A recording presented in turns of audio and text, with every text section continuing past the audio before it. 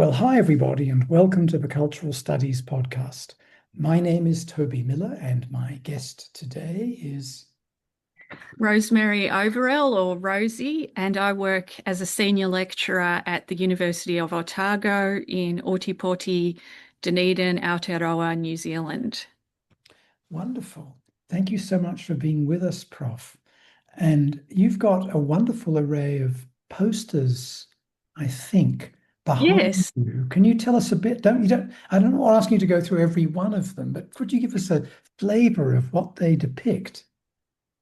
Awesome question because my research, I did a Bachelor of Arts majoring in Cultural Studies at Melbourne Uni in the 2000s, had fantastic lecturers like Audrey Yu, Fran Martin, and Chris Healy.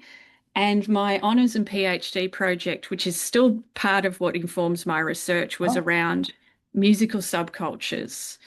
And what I did, I used to make zines as a teenager, but also as an undergrad. And I like to think that my walls, my office walls, kind of have a zine aesthetic. So that kind yes. of randomized images and text, including some stuff about punk and metal music, but also I've got some artworks and photography as well. So yeah, it's that, but that's the aesthetic inspo is like a zine format. Yeah. Lovely, lovely. Yeah. Now, I want to pose to you my stereotypical inquiry that I put to everybody pretty much, which is to ask what's currently impeding, preoccupying, interesting, dynamizing you. What's going on for the prof? That's a really, of course, another good question, but and I like the phrases, the verbs you've used. It's O week here in Aotearoa, so orientation week with all the new students on campus. So, of course, I'm preoccupied with thinking about next week when lectures start, and I take the big first year Introduction to Communication Studies, which I teach it inspired by a cultural studies approach. Though there isn't a long tradition of cultural studies institutionalized in Aotearoa, what we really do here in my department, but also from first year up, is critical cultural communication studies. So I'm thinking about my first lectures and appealing to students who are often majoring in marketing. So they might expect something a little bit different when they see communications. But I'm also, I suppose, preoccupied with the question of AI and pedagogy. And this is a global preoccupation with academics in higher ed, but our department has been quite militant about it, about not allowing our students to use it, which flies in the face of the broader institution, though we've kind of worked our ways around it by unfortunately reintroducing pen and paper exams and in smaller classes, vivas, but also trying to instill in students an ethics around AI. So in lecture one, I'm thinking about locating AI, and the latest trend is cartoonify my face. You know, you upload a photo of yourself to ChatGPT and it turns it into a cute cartoon. So, but having them think about, okay, almost circuit of culture sort of stuff. What does this actually mean?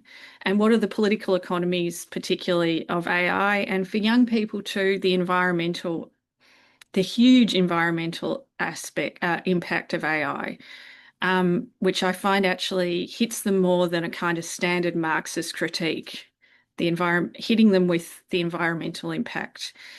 We all try that. We've got a small department, there's only 8 of us, to sort of instill in the students not the kind of idea that AI is banned and hitting them with the stick, but a situation where they're engaged with the work and don't want to use AI. Um, but it's an uphill battle, though we did do a manifesto, which we've got posted up around the department, of 10 points, including the environmental destruction as why we don't like it. So, I mean, I guess that is preoccupying me at the moment as a teacher, but also as a scholar as well. Absolutely. And of course, the other thing is that environmentalism can be a way into political economic approaches for people, uh, for those who might not otherwise be attracted. But I do think that that's a tremendously important initiative you're taking. And as you say, it's very difficult when at broader institutional levels, these people have really drunk the Kool-Aid. Oh, absolutely. It's this real, I feel like sort of like feeble-minded techno enthusiasm Yeah, yeah, of the coolness of the gadget. yeah, yeah. Like we keep hearing from various senior management, or they call themselves senior leaders, oh, it's so cool you can do this. It's so cool. And I'm like, this is sort of pathetic Yes, posturing. yeah. And we still haven't heard from management what the pedagogical imperative is, apart from so-called client demand, which is the students are all using it, so that we need to lockstep in place. There's a Uh, wonderful article in the New York Times, Prof, a couple of months ago. Did you see it by any chance? Um, I've seen quite a few critiques of AI in higher ed, but I'm not sure of the particular article. If you could This tell me a is, bit more about it. this is the one that comes from the University of Illinois at its flagship campus, not the one in Chicago, but the one further south in Urbana-Champaign, where a class of 400 students all handed in what were artificial intelligence inflected essays and were found out by the two professors, Hmm. chastised, and then almost all used artificial intelligence to write letters of apology to the professors as well. You have seen this one. I've seen it, but Worth, also lived it. This is have you? something I've Well, it experienced. might be Yeah. worth sharing this with the students next week Mm. if you happen to have access to the paper, because it's really quite a salutary story. But also, almost every week in Science or Nature, those very reputable magazines slash journals, there are tales of academics who are also cheating, in inverted commas, using artificial intelligence. And I think this is one way of saying to students, we can be in this together, right? Right. Solidarity Yeah. between academics and students. It's not just well, the problem AI does, one of the reasons a lot of students and potentially also some academics use it is to get an individual edge, to Mm, hustle out something faster because maybe the students are employed, they're not doing part-time work, they're doing full-time, or they're in a rush or whatever. They're not seeing themselves as maybe a student cohort or maybe even a working cohort. It's mm, just this mm, kind of um, yeah, individualist mode. And unfortunately, I think some academics tend towards that as well. Um, and I hope it's not happening in humanities journals, but I have seen some pretty hilarious but depressing scoops about nature where the whole, like the graphic is totally AI generated and it's completely wrong or um, that sort of thing. But the apology emails in AI, it is this kind of loop because the other thing is you'll find, I mean, you'd know as well, say 10, 15 years ago, students would have some kind of maybe shame or feel less dignified if they plagiarized in the old-fashioned way. So, like literally lifting from Miller's book, Greening the Media, and saying it was their words. But because of the way ChatGPT particularly has inveigled itself as normal, banal, which is why we're interested in it, right, as cultural studies practitioners, the students, the majority now go along with it rather than that minority who would have lifted potentially anyway. I feel like it's become banalized to that point, which scares me, so that there's no worries for them to write even the email with AI or even one of our academics got students who had repeatedly used it to write like an essay reflecting on why AI is a problem. And then they use AI to generate, I mean, that's one or two, that is a minority, but you think there's no sense of the dignity of academic labour because also I guess the contemporary university has become less and less about academic or scholarly work and more about the client-led or customer-led form, especially at least I can speak of the Australasian context. I mean, well, particularly the New Zealand, but from what I hear from my colleagues back in Australia as well. Yeah. Similar. Not quite the world of the zine that you were so Exactly. involved in as an undergrad. So, Prof, I wonder if I could. Hello, darling. Just one of the podcasts is intervening, but this is good so far. The difficulties occur when Chinguri places himself behind the laptop and endeavors to close the lid. Or if I'm writing and reading and I'm wearing reading glasses, he removes the reading glasses with his paws or his teeth. They demand attention. It's a very cute cat. He is really I like adorable. cats much better than dogs. Well, I grew up a dog person, Prof, but when I moved to Gotham, I just couldn't keep having a St. Bernard. So I Okay, became a the big cat one. person, and I got over what was a mild allergy to them just by being with them, which apparently is quite common. People have these allergies to cats, and then the more they're exposed, homeopathically just goes away. So going back to that early time, if you like, but also Mhm. to much of your work, can you tell us about fan fiction, fan criticism, fan engagement with different musical forms, some of which you've written about extensively? Mhm. Yeah, so I've always been interested in thinking about audiences as an active um, and an agential group, not just in the terms of a kind of celebration of that as, wow, people are involved, but thinking about how that mode of involvement might actually lead to some sort of change in the world. I guess a classical cultural studies idea of maybe resistance through participation, not just participation, but activity. So I've looked primarily at punk and metal. Um, and I guess I would say that what I've found is that even in sort of, well, let's look at, because there's a lot written on punk, so I'll focus about metal. Mm. Um, Metal is often a maligned genre. Dick Hebdige's famous book Subcultures calls it like, oh God, now I'm going to forget the quote, but something like headbanging idiots. That they're more I think he refers to them as lumpen proletariat, right?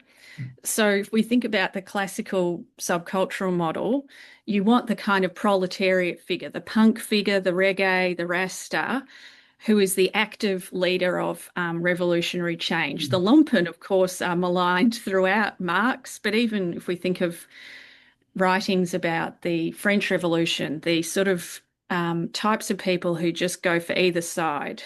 So the sans-culotte maybe could be reactionary or revolutionary, and metalheads are often seen as sort of these stupid idiots who potentially could be channeled into more reactionary forms.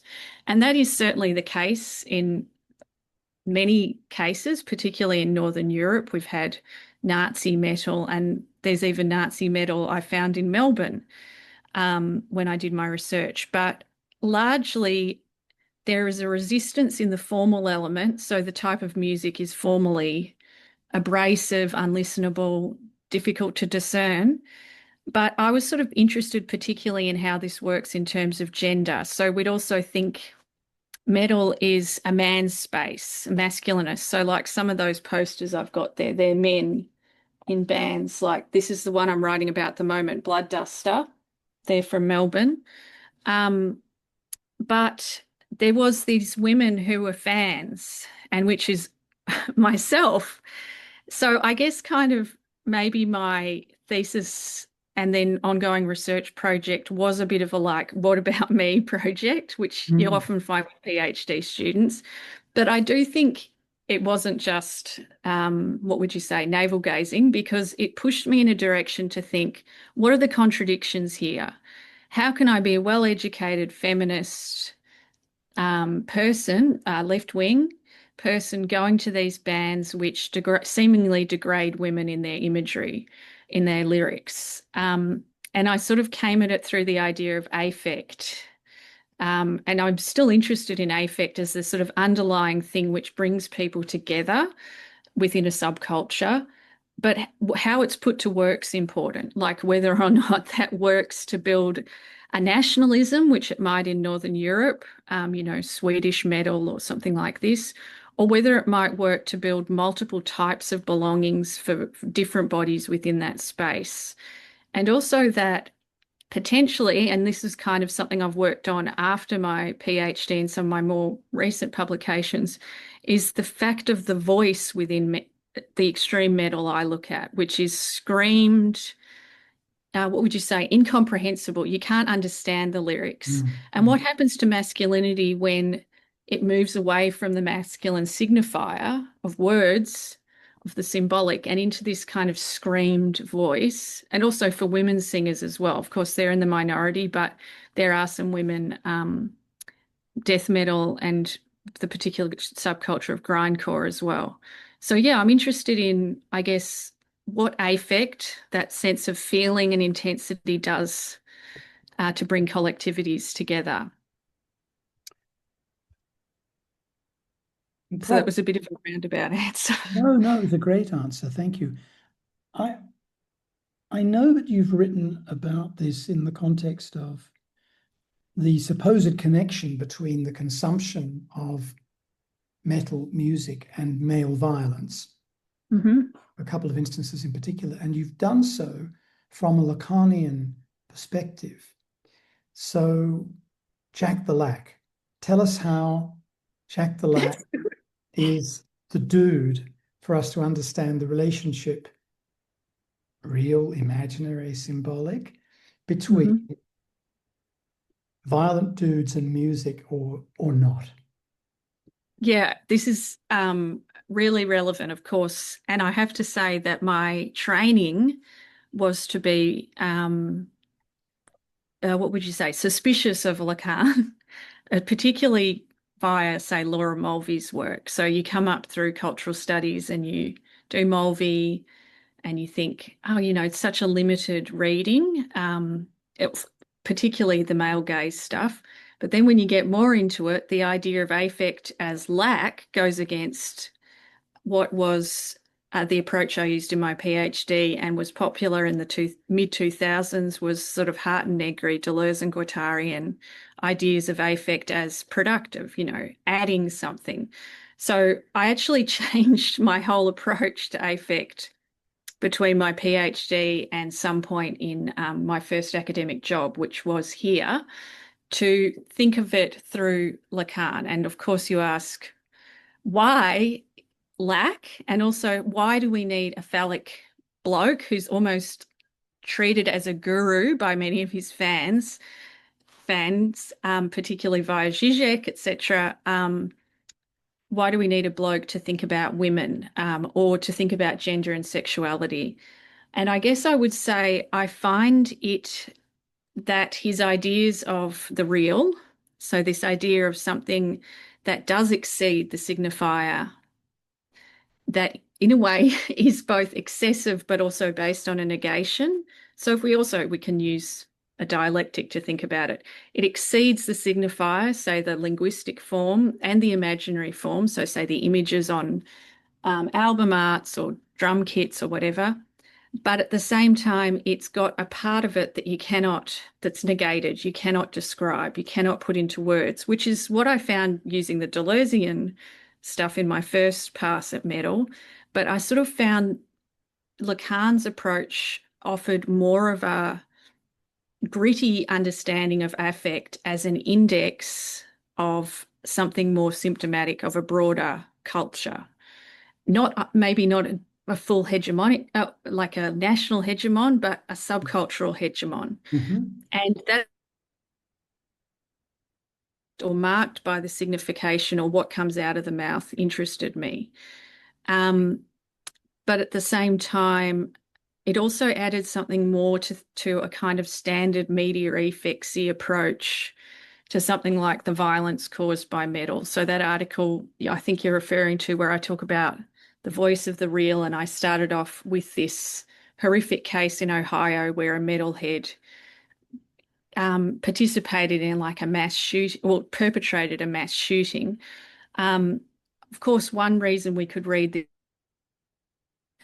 the music caused him to do this, the music was disgusting and all this, but I feel like it wasn't indexed so much by, I think the band was called something like Vaginal Munchies or something disgusting like this. I think menstrual munchies. That's it, yeah. Yeah. But to think about misogyny as something even more than just the words, as something which it may, because I think you can attach yourself to a signifier, a word. I'm a metalhead. I'm in menstrual munchies. I hate my sister or whatever, because his sister is the one who was the target and everything else was kind of collateral damage. Um, but I think politics, misogyny particularly, hinges onto an affect which is also about producing a collective, say incels or something like this, but Mhm. also hinges on a lack in that subject position. So again, I'm kind of done a roundabout answer, but I find Lacan's work compelling in that way. And And I the, guess I read through Jacqueline Rose, Colette Solaire, so more women who've the sort of second or third generation. one of the things that you mentioned that I think makes this case rather compellingly is the male scream. Mm. I've always thought one of the things the Beatles brought to black music was screaming in a way that wasn't very common at the time.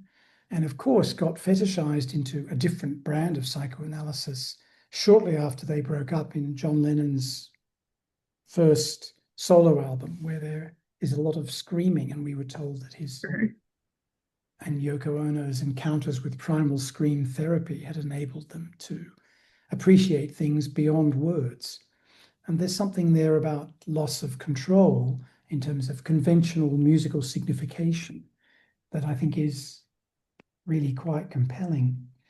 Um, Prof, you've also written about the body from a Foucauldian perspective. You have a co-authored piece about that. And I Yeah. wonder, is that now it's possible with some of your earlier work that I've read it more recently than you have, of course. Yeah.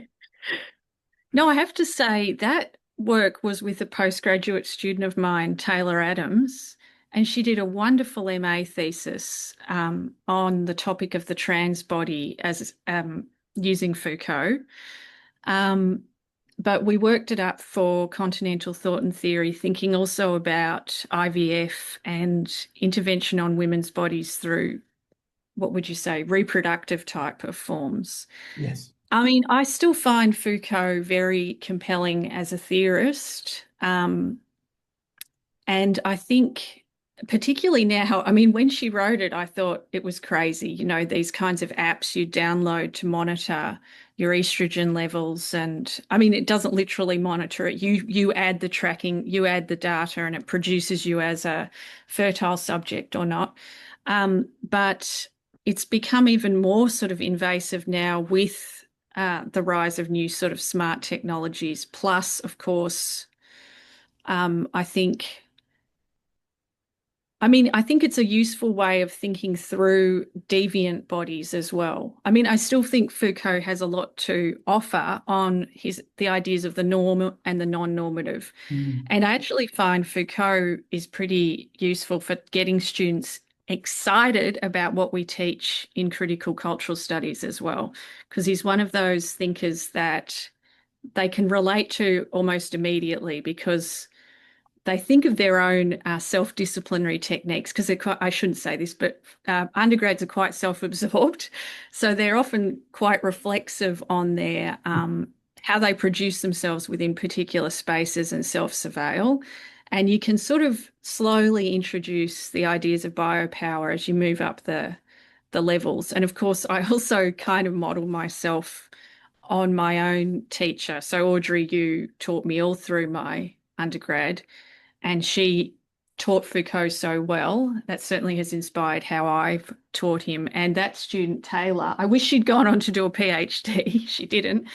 But she was really taken with Foucault, and that's why she used it. And I sort of just worked up some of the extra examples for that article on the IVF. So I have to give credit to Taylor she was the primary researcher on that one. Yeah.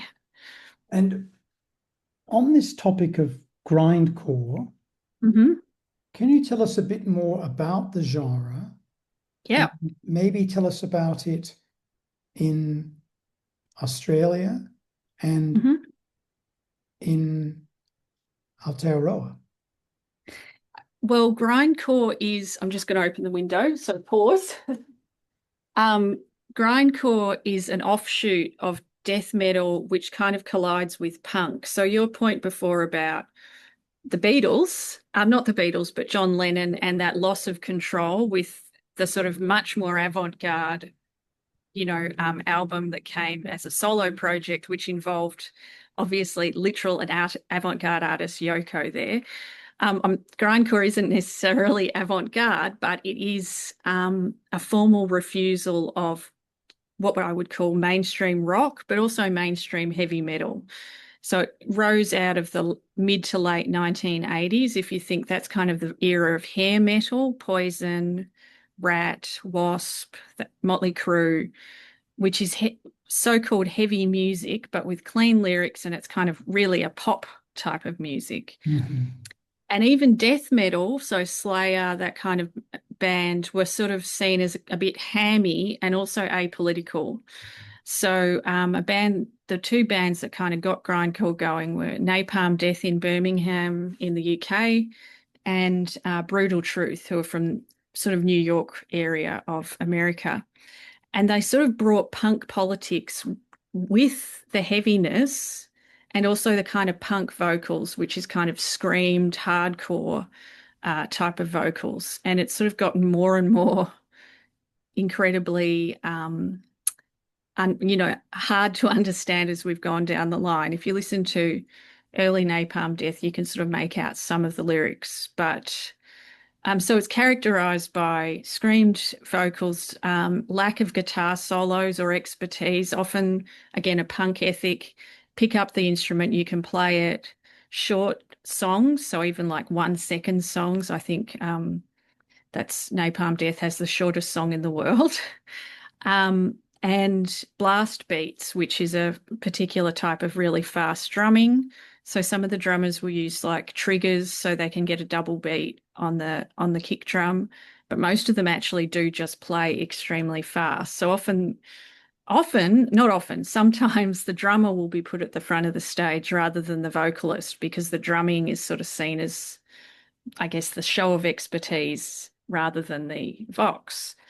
Um, so my research has focused on Australia, Japan, and I haven't written about New Zealand, but of course, having lived here, I know something of it. In Australia, it's a thriving scene, started in the early 90s with the band I'm writing about at the moment, Blood Duster in Melbourne. And Melbourne's kind of seen as the home of grind, but there were bands significantly in Adelaide, in Sydney, and of course, other cities as well. And that has sort of just increased over time. Um, Certainly now, like if I go back, so the last time, if I go back to Australia and see a gig now, it's much more gender diverse, much more multicultural than when I was going to gigs in the 2000s and 2010s. And I think that's partly because, particularly in Melbourne, there has been an active movement by feminists and queer people to make live music spaces more diverse. So this started sort of with a kind of literalism of having a band with women in it on the gig list for each show. And it's kind of ballooned from there, where it's almost not, I guess, normalized that women can play heavy music and that a different sort of group can attend. But I think that's taken almost 2 decades to change, I would reflect. In Aotearoa, it's a much smaller scene. So down here in Dunedin, there isn't any active grind bands. But metal more broadly is really interesting because we have Indigenous metal, like Alien Weaponry, where they actually, again, it screams, so you can't really understand it, but they put the lyric sheet in and it's in Te Reo Māori. So they're using Indigenous language to sing really heavily political songs. And I think even the name Alien Weaponry is interesting because they're embracing the idea that even though we have the treaty and they're sovereign to the land, Maori are still treated like aliens within their own land. And to sort of switch that up and turn te reo kind of into something that can be weaponized against the more Pākehā states. So they're an interesting band, but not so much grindcore, but certainly extreme metal. There's also Beast Wars, which are death metal, who are very good technically, like they'll do riffs and things like that. But less sort of grindcore down here in Dunedin, especially, or Tipoti, yeah.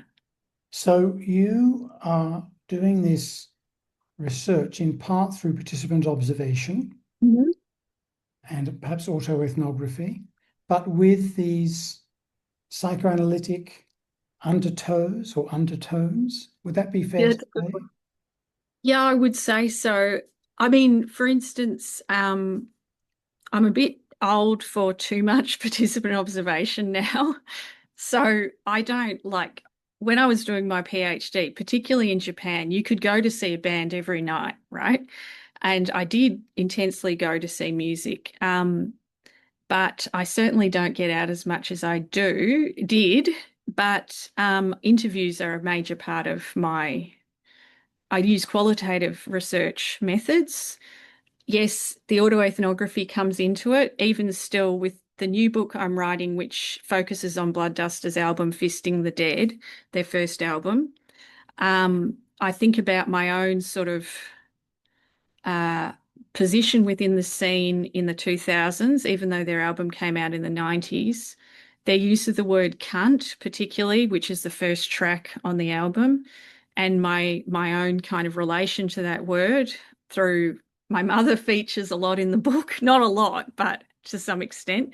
But also, of course, I use psychoanalysis as a way of thinking through the interview material I have with the band members and the band label owner.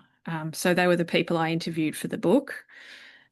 I mean, it's not as though I'm not a psychoanalyst, so I'm not offering a sort of end game interpretation, but I use those tools to think through how their words might work or be put to work as a symptom or as something that binds them together, particularly the main interviewee is the front man, who's actually the bass player, Jason. So thinking about how he produces himself as this character, which is Jason PC, which I always thought meant Jason politically correct, because it's 1991, the band starts, so it's around the time of those culture wars, but it meant Jason pathetic cunt.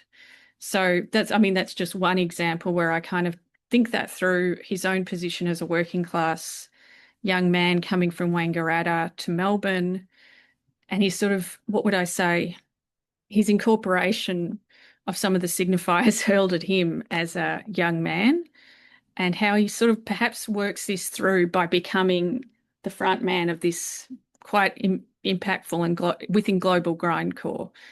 I mean, they're not winning a Grammy or something, but within that scene, they've become leaders in a way. So yeah, I use psychoanalysis as, I guess that's a good way of thinking of it, as an undertow and try to think of it with weirdly, yeah, cultural policy studies. So I've got a whole chapter on Paul Keating's multicultural Australia sort of nationalism. Oh, so that's sort of multicultural nationalism. And because that comes around the same time, what their kind of relation to that is. So it sort of mixes a few different methods, which is the beauty. So the books for Bloomsbury's 33 and a third, those slim volumes that focus on a particular album. So because it's aimed at an academic plus an what would you say, general or fan audience, I get a bit of leeway with how I write, so I can be a bit more casual and have fun with it as well. Now, speaking of books, Prof, because I'm in the Global South, I have more limited access to your work and that of others than I would if I were elsewhere. And I've been able to download quite a bit of it. But I haven't read the book, which I'm assuming derives from your doctorate, about Japan, Australia, Oh, and yeah. this world. Now, it's got to be a long time since you read that, since it came out 12 years ago. Do you Yep. remember it? I remember it. I mean, it's my most cited work, right? So whenever you go for promotion or progression, I've got to work this up. And you were correct. It was for my PhD. So I did the right thing. I got my PhD into a book quite fast. Right. Um, and I would say that literally landed me the job. It was the thing they asked me in the interview, do you have a book? And I could say, yes, I've got the contract. I'm not sure whether that's the case for early career now, but I would say it does. I would recommend that for early careers who are listening to get on with turning the PhD into a publication. If I'm a little bit sort of cynical about it, but I can send you the PDF and folks can also email me. I am more than happy to break Palgrave and whoever else, Rutledge's crazy copyright laws. But yeah, I do remember it because it was also a crazy sort of time of my life because I was in the metal scene in both Australia and Japan, partly because my husband was in a band. And I moved here, I had the book contract, and my marriage broke up. So, whilst I remember it, it's hard reading back over it because it's also a period of time when I was in a different space personally. Mm. Um, but I mean, yes, it is 12 years ago. So, yes, I have gotten over the marriage breakup, but he features in the book, his friends do. Right. And after the breakup happened, I think it took maybe 10 years, say, for me to go back to this guy I interviewed recently and say, can I interview you? Because if it had come earlier, I think they would have said no because you've dumped this person. So, Okay. yeah. Gosh, It's a small thing. So, no, that's a tough um, one. That's a tough yeah, one, Prof. So, moving right along, other books you're associated with that I've not been able to get hold of. As far as I can tell, you've co-edited two books as well. that's correct. Yep. They involve divorces or anything messy that you don't want to talk about, or are they No, they're straightforward? much more. Jack the Lack meets, Michelle in the Oh, desert, yeah. and they have a good time, and everything's all right. No, they were much more professional, straightforward publications. So, Orienting Feminisms came out of a conference we had here at Otago called Transforming Feminisms. There was already a book called that. Actually, Sarah Ahmed was a key contributor, so we didn't want to step on her toes. So, we called it Orienting because at that point, it was like when material, transgender material and politics was coming up through academia. Of course, academia sort of operates at a lag of the real world in some ways. Of course, Susan Stryker had written a long time ago, but it was becoming more visible broadly in academic writing. And we felt that it was reorienting or moving the compass around what being a woman might mean in a way. So that was the sort of push for the conference, Transforming Feminisms. And that book came out of papers people had given at the conference. So it doesn't just focus on trans matters, but also, I guess, feminism within the 2010s. So fourth wave feminism, this new, a kind of a woman from India or the South Asian region coined that idea in that book. But also we looked at kind of representations of the vulva in advertising. It kind of ranges over a lot of things. Mm. And then the post-truth book came out of a conference, I've got it down here, Mediations in a Post-Truth Era. Luckily, we had funding for a research group which was called Performing the Real. It was actually run through theatre studies, so it was more about realist theatre. Mhm. But because it was interdisciplinary, I was a part of it and some folks from literature were a part of it. And we kind of had our own reading group where we read Baudrillard and Lacan. And that conference, though it was funded through the sort of theatre studies program had Laurie Ouellette from Minnesota and Kim Toffoletti as the keynotes. And again, we changed the title to, I can't remember, something like Post-Truth, and I'm just looking at across and the mediation of the real or something. But again, that was a conference we worked up into a book. And I actually really like that collection because I have my own chapter in it, whereas Orienting Feminism, it was right at the beginning of my career and I was kind of finding my feet. I co-wrote the intro with Catherine Dale, who was here at Otago at that time, but is now in Japan. Whereas the Post-Truth one I wrote with my colleague across the hallway, Brett Nichols. And we both have a chapter in it. He uses Baudrillard, I use Lacan, and my colleague Olivier is in it as well. I think he uses Bourdieu, but and then we had folks who presented papers do their, again, that's quite a cited work because, of course, again, we were trying to think of it. Sorry, I'm going backwards, but one of the conversations, though the conference was called Mediations in a Post-Truth Era, Laurie Ouellette at the sort of dinners or whatever, the social events that happen around a conference said, Trump's just been elected. This is Trump 1. And she's like, I feel like we're in a new conjuncture. And I was just like, oh my God, what, conjunctural politics. It's something I hadn't thought about since my undergrad. And so that was we were trying to use that method of Gramsci and Hall to sort of overview the book. I mean, not all of the chapters engage with it, but I do still think it felt at that point when he first got in that there was some splits that could have led to something more. But of course, unfortunately, he got back in again. So yeah, that was also the thrust of that book, was using conjunctural approaches.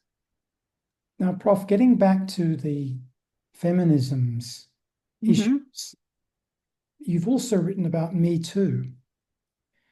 Me Too was a tidal wave that had a big effect and then really ran out of steam, or to mix metaphors, ran out of its wave,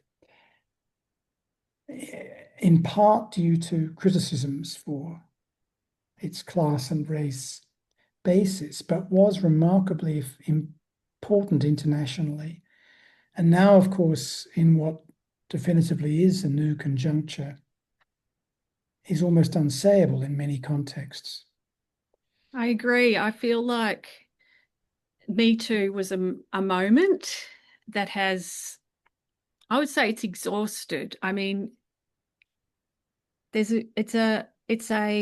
I love, obviously, being Lacanian, I probably love wordplay too much, but Lacan writes that the real is when the signifier is exhausted. It's when it throws in the towel. I don't know which seminar, but it might be Anxiety Seminar 9. It's when it throws in the towel. So I felt there's two things going on. The first moment is women were exhausted by having no voice or a lack of voice in terms of sexual harassment and sexual violence. And we have the eruption of it was a hashtag politics, which of course now is kind of also a dead dog. But the way we have the two words, Me Too, it's me, the individual, but part of a collective, and I'm exhausted and I need to just be part of something bigger to index a violence that I can't speak. Because not everyone put a testimony up. Many people did, but lots of women, including myself, just put the hashtag. And it's also interesting, of course, because the hashtag is not a letter. It's kind of just 4 lines. It's an index, it's a mark. So I was interested in that. So I think firstly, it's about exhaustion of women and they attach to this signifier. The problem was we perhaps invested too much in that signifier to fix things, literally to lock it in place, but also to find justice in a world where sexual violence still remains. And we hear every day, of course, the Epstein thing is almost too big to talk about in one podcast interview, but of course, we're hearing more and more every day that whilst the Me Too wave was hitting, this horrific sexual violence was occurring on this, island with particular big names involved. But of course, this is also a daily event outside of the spectacularness of something like an Epstein. But the problem was the locking into it. It turns into, of course, it moves from being a slogan in the Leninist sense, a slogan to get people going to move forward in a progressive way, to becoming fixed. And unfortunately, it might be a dead duck to say this, but a brand. And literally, like, it marks you out like a cattle brand, but also it was a brand, a commodity. So we have Me Too t-shirts, everybody's Me Tooing, it becomes a verb. Oh, that chap was Me Too'd. And then when we say it, we give them a little bit of time and then they come back onto the scene, that kind of, I think, again, there's another exhaustion around that being Me Too'd, apart from Weinstein, who went to trial and everything, didn't really end up leading anywhere. And I think that in that article I put the problem was that people expected it to be an anchor where we need it more to be a steer.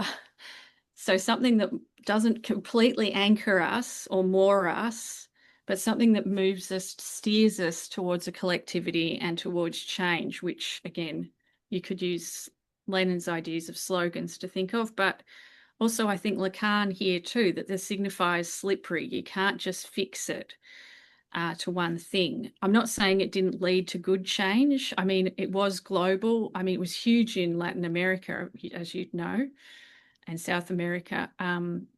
But it's sort of, I feel like there's a backlash almost to it now. And we see a revanchist trial, but also violent forms of misogyny, which is, yeah. In the essay of yours that I read on it, you do refer to there being an aspect of jouissance, a slightly more positive element, perhaps. Could you talk a wee bit about that, Prof? Well, that's a good, of course, jouissance is at the heart of a Lacanian approach, but also at the heart of the signifier. But we try to sort of slough that bit off the signifier and it becomes part of, I guess, the real, but it's indexed still in the signifier. So we again have that doubleness of it's there to the signifier, a plusage, but that act of sloughing it off or kind of letting it fall, I think he uses that verb, is a negation. That negation can push us towards something and it can push us in two directions, towards desire, which I think can lead to something like a collective liberation, or it can push us towards what I think some aspects of Me Too ended up in, which is the drive, which is just a loop which self-satisfies in a kind of way that doesn't look outwards. And of course, this links into capitalism because elsewhere in Lacan's work, he talks about the capitalist discourse, which is essentially like the drive. It just loops around and around in on itself, circulating capital forward. And this works with, say, a signifier like Me Too being branded on various things, not just products like t-shirts and tote bags, but also popular non-fiction or fiction. This is the Me Too novel or a Me Too movie. So I would be sort of saying we need a jouissance that moves us towards desire, which requires some gap or distance, an awareness of that cut, that something's fallen off the signifier, rather than a kind of perfect immediacy of justice, immediacy of who the bad guy is and who the good people are, which I would say is more a drive modality. So I'm actually working on a book for Routledge. Don't know what the title is, but it's post Me Too media.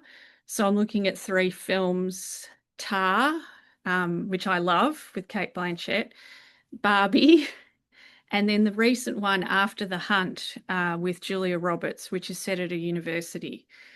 So I try and work through these 3. They're literally made after the Me Too moment, but in different ways try to approach that moment um, and an ethics, a kind of feminist ethics in this sort of new world. So I would say that Tar's probably the most successful at doing that. Um, so I guess my chapters sort of heavily criticise Barbie, and I don't really go to town and after the hunt, but I would say that's sort of a good coda to the Me Too moment, which is bringing it back to the academy, which was, I mean, okay, we talked about showbiz is sort of where it started, but the academy was sort of where it was thrashed out in a way. So, yeah, that's something I've got in the, I'm supposed to have a manuscript in by the end of March. So that's in the pipeline. That's exciting. Well, we'll look forward to that. Prof, I have one more question for you. Mhm. And then what I'd like to do once you've answered is invite you to add anything you may wish, which could take the form of entirely new material or where you retrace some of our steps because you want to add something. Does that sound all right as a means of bringing things to a close? Now, Yes, that sounds good. I am in a titanic battle with Chinguri, the podcat, who Oh, right. has indeed positioned himself behind the laptop, has been looking at me through one eye and occasionally lashing out with a claw when I try to type something for the notes about our discussion. So almost inevitably, this means that I'm going to ask you about an essay you wrote in the conversation about Oh, okay. Yeah. cat Oh, cafes. yes. Okay, ask me the question. I loved writing that one. So yeah. Did you? Yeah. And you refer to it, you were writing a long time ago. It's again 12 years ago. Yeah. Australia's first cat cafe, stroke of genius or needless fluff. When I was living in London, Prof, and didn't, for various reasons, have a pussycat, I used to love going to these cat cafes. Really liked them, but they were very bougie. You had to pay a lot. If you were accompanied by somebody under a certain age, you had to book a table. You and your young companion couldn't just turn up because heaven forfend, there should be children gambling, not in the monetary sense, with pussycats, and so on. What's your take on the cat cafe as a concept, but also whether it's just a piece of fluff? Well, I'd have to credit the editor of the conversation for coming up with the headline. Okay. Um, but I was really drawn to this concept because having lived in Japan for 2 years of my thesis, they were quite common, cat cafes, and now I think there's hedgehog cafes and owl cafes, but cat cafes were relatively common in most big cities there. And I had visited them. I also like cats. Um, but I had read at the time the work of Alison, I'm going to forget her name. I've got it on the shelf. But she does Japanese cultural studies. She's written about Pokemon and things like this. But she talks a lot about the kind of lack in Japanese society, at least when she was writing, which again is the mid 2010s, of spaces for sociality, particularly for overworked young people. So they would sort of, she did ethnography, kind of gather either at these cat cafes or net cafes. Again, internet cafes, we all know, but in Japan, they kind of have a different cadence. They're much more common and a place where people might hang out rather than, I guess they're sort of dead in Australia at least. Um, so I was interested in that idea of their function within the Japanese society as a sort of social space, but one you had to pay for. Like you say, it wasn't quite as expensive as potentially it was in London, but still at a cost, and you pay per time, half an hour or an hour, to be entertained through playing with the cat. So I was interested in whether or not that might map onto Melbourne, where it was opening up, and thinking that through. And I don't think I'd visited the one in Melbourne because at that time I was living here, but I was sort of drawing those observations from that my experiences in Japan. But I do know that Cat Cafe in Melbourne closed down, and I don't think there are any more. So in a way, it didn't take off within the Australian context, which is interesting as well, because potentially maybe there's more places within Australia for people to congregate socially that doesn't cost. Maybe, I don't know.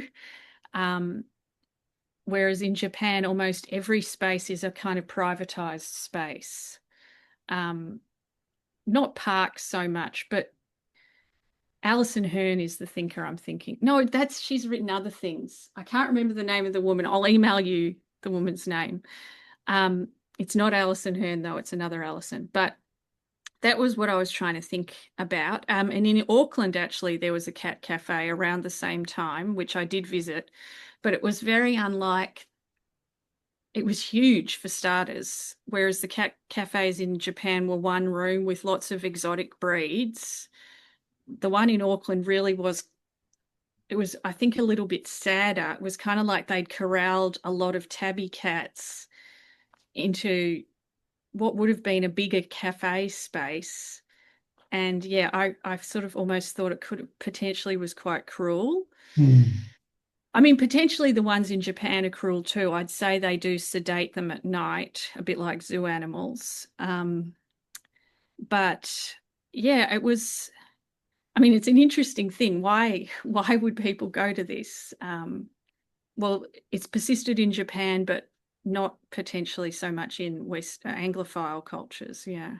I know why I went. It was because, as I said, I didn't have a pussycat at the time, and I had a young daughter who really wanted to spend time with pussycats. So Yeah. we both benefited, but there was this premium on children being allowed to enjoy. I'm shocked at that because I would think that could be your key market, which maybe in Australia it was, and that might have been they were too messy or something. But yeah, it went broke in the end, I think, the one that I write about in that article. Oh, wow. Well, maybe you put the curse on it. Yeah. So, Prof, to bring matters to a close, is there something or are there some things you'd like to add? As I said, could be entirely new or could be terrain we've already partially traversed. Well, what I would add is just that cultural studies as an interdiscipline needs to keep going. It needs to keep progressing. And unfortunately, it is under the hammer in a lot of countries, or never even really got off the ground. Like in this country, cultural studies is within literature departments or media departments. But those approaches, those approaches which are inspired through a socialist politics and thinking about the cultural as a site of struggle, contestation, and potential rupture are really important for how we think about popular culture now. And I think we need to kind of return perhaps to some of those, Macmillan edited collections from the Birmingham School, which can orient us, particularly through anti intellectual attacks on all the humanities, but particularly our approaches in cultural studies. So even if you go back to the fights they were having with positivists, I'm thinking of in the early 80s, that we need to resist that because there's such a push, especially when it comes to funding, to have a positivist empirical result that has an impact. Our work has an impact through our pedagogy, through our students, through shifting politics on the ground, I think, rather than numbers and counting. So I guess I would say that everybody needs to go back and reread Stuart Hall and Angela McRobbie and all those first wave, but also second wave folks like the Australian cultural studies movement of the 80s and 90s, which I just caught the end of. But it was such a vital time and so much was happening, like in Perth, in Melbourne. But it seems to have been chipped away at by successive governments, unfortunately. So I think we need to just keep fighting the good fight. Beautifully put, Prof. Thank you so much for all the work that you do and for being with us today. It's a pleasure.